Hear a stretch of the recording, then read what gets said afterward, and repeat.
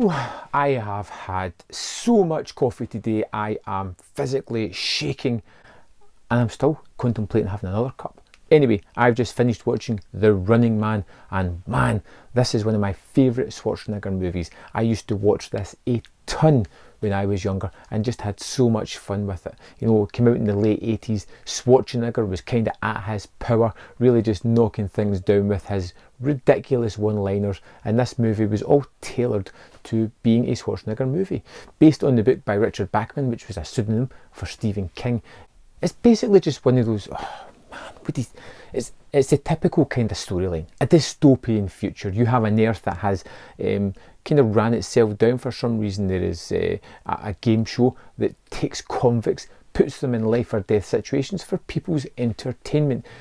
And man, this movie still works today. It still had me hooked with its just energy, its silliness, and its prophetic nature that it has. It's awesome. It's probably even more pertinent today than it was when it came out 30 years ago.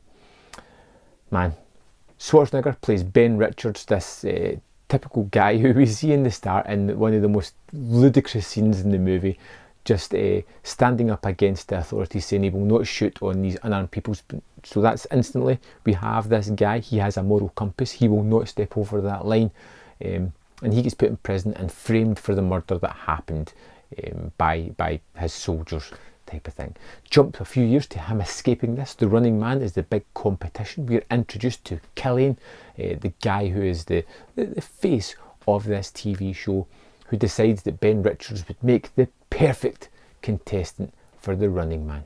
And that's it. We get thrown into this situation where wave after wave of trained and psychotic killer is sent after Ben Richards as he and his friends have to survive, make it to the end, somehow save the day, humanity, and wipe the world of this corruption that is happening in this movie. Boom! Arnold does it again. It's paint by numbers Arnie movie. You have the great action set pieces, you have some great production design as well. It's silly. It's silly as an Arnold Schwarzenegger movie can get.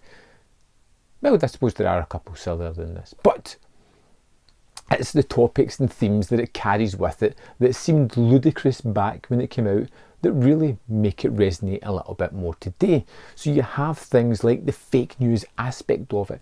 You have this TV channel who are manipulating their own news to create a story to fit whatever they want. You know, they're using technology to change things. That's happening now. It's crazy. It's just crazy. You know, Schwarzenegger movie predicted the future. You have TV shows that have overrun the world that are all reality TV shows of sort the desensitization of the humanity. You know, as they see people getting murdered brutally and they cheer for it, they hope for it, they bet on it. This is all something that has been happening over time. The complete desensitization of us, you know, thanks to the internet and this version of the world. It is all down to the Running Man game show. It is marvellous how it works. Yet at its heart is still a silly genre movie filled with ridiculous one-liners and ridiculous action set pieces. But for some reason, all of this comes together to create an Arnold Schwarzenegger classic that very few people really talk about these days. And I think that is an absolute shame.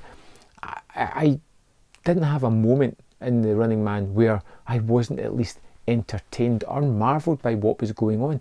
Even in its silliest moments, it was entertaining. Even when the plot points just don't make sense and things just coincidentally happen, I was with it. I was hoping that's what was going to happen. And there is a comfortability about the way it follows its story. You know the beats before the movie even hits them.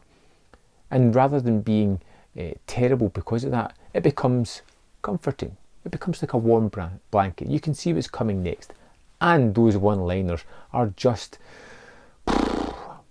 terrible, but very fitting at the exact same time.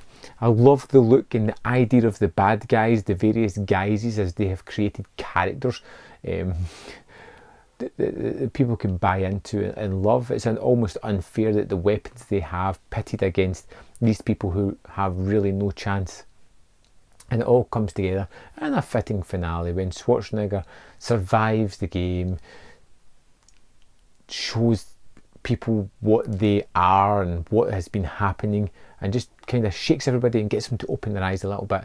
End credits, boom, done, film's finished. You're left with this high of seeing some terrific action, and it kicks in about some of the things it's actually been correct about, which is even more shocking. But I digress. The Running Man is so much fun. More than anything, you take other things away from it as an added bonus. It's a movie that doesn't get talked about much these days, and why not? I just don't know. Surely Arrow are going to do an absolutely fantastic edition of this at some point. I'd buy it. I think it's a terrific movie. I loved going back and rewatching The Running Man. I cannot wait to go and check it out again. This is going to be something that I will revel in again. Like I said, when I was at high school, when I was younger, I watched the crap out of this movie, and I've got a feeling now I'm about to hit another stint of just rewatching The Running Man. Yeah, I'd love to know your thoughts on it, so let me know in the comment box below your fantastic comments, because you guys are super insightful, super knowledgeable, put me to shame, but you know, you educate me at the same time, which I really appreciate. So let me know your thoughts down there, and I'll see you next time on Man vs Film. Now, more coffee time. I probably don't need it, but I'm having it. See you later.